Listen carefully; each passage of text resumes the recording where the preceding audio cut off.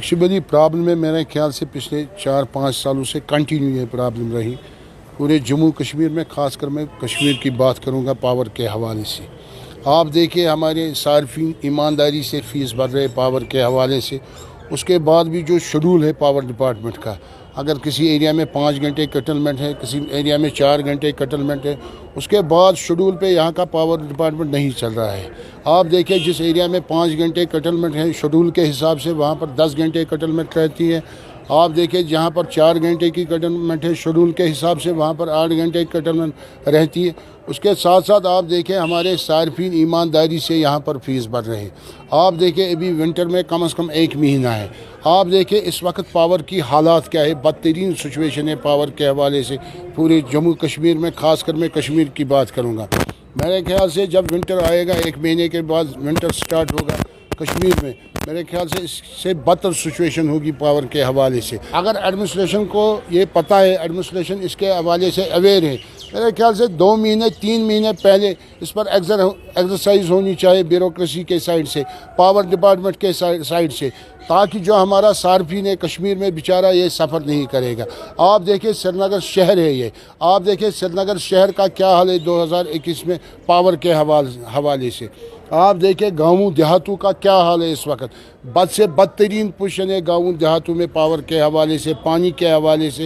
लिहाजा करके श्रीनगर की तो बात नहीं, श्रीनगर की पोजीशन आप देखिए। लिहाजा करके अगर सरकार को पता है विंटर के हवाले से हमें प्रॉब्लम हो रही है पावर के हवाले से, मेरे ख्याल से 2 महीने पहले कुछ स्टेप लेने पड़ेंगे सरकार को पावर के हवाले से, तभी मेरे ख्याल से पावर में बेहतरी आएगी। मेरे ख्याल से वही शेड्यूल रहना चाहिए सरकार की तरफ से। फिर अगर यहाँ पर आप देखें 1 महीने का फ़ीस लेता है सरकार यहाँ पर सार्फिन को, अगर वहाँ पर 10 दिन पावर रहता है, फिर तो 10 ही दिन का फ़ीस लेना पड़ेगा सरकार को। फिर तो सरकार को यही फैसला लेना चाहिए, अगर सार्फिन के साथ इंसाफ करना है सरकार को, 1 महीने के बदले 10 दिन का फ़ीस लेना चाहिए सरकार को, तभी ये मेरे ख्याल से सार्फिन से इंसाफ है, वरना ये सार्फिन के साथ जाती है। सप्लाई डिपार्टमेंट में वजूद में लाया यहाँ की सरकार ने जम्मू कश्मीर में। ख़ासकर मैं कश्मीर की बात करूँगा, उनको ये काम है, मेरे ख्याल से उनकी ड्यूटी है फूड एंड सप्लाई डिपार्टमेंट की। अगर तेल में कमी हो गई, पेट्रोल में कमी हो गई, डीजल में कमी हो गई, अगर डीजल में कमी हो गई ऑटोमेटिकली करेज में भी कमी हो जाएगी, क्योंकि जो हमारा माल आता है, चाहे सरसों का तेल हो, चाहे सब्ज़ी हो, चाहे दालें हो, ये बाहर से आता है, जम्मू से आता है, दिल्ली से आता है, ऑटोमेटिकली करेज में कम होता है। जब डीजल की रेट कम होती है कैरेज में भी कमी होती है। मेरे ख्याल से जितने भी ड्राइवर साहिबान हैं, ट्रांसपोर्टर साहिबान हैं, उनको कैरेज में करना चाहिए कैरेज के हवाले से, क्योंकि डीजल में कमी हुई।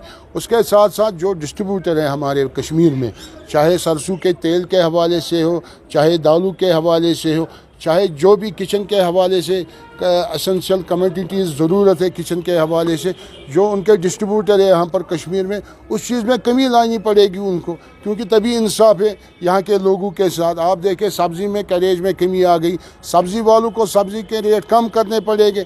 यहाँ पर बदकिस्मती की बात है, एक बार रेट चढ़ गई, दुकानदार ने इस रेट को डिसाइड किया, बाद में वो नीचे लाने का जिम्मेवारी लेने के लिए तैयार नहीं होता यहाँ का दुकानदार हो। ऐसा करके फूड एंड सप्लाई को भी बाहर आना चाहिए। फूड एंड सप्लाई इस चीज़ के लिए डिपार्टमेंट बना हुआ है पूरे जम्मू कश्मीर में, खासकर कश्मीर में, उनको रेटें कंट्रोल करनी चाहिए। शिबली रंग रोगन स्मार्ट सिटी नहीं होती।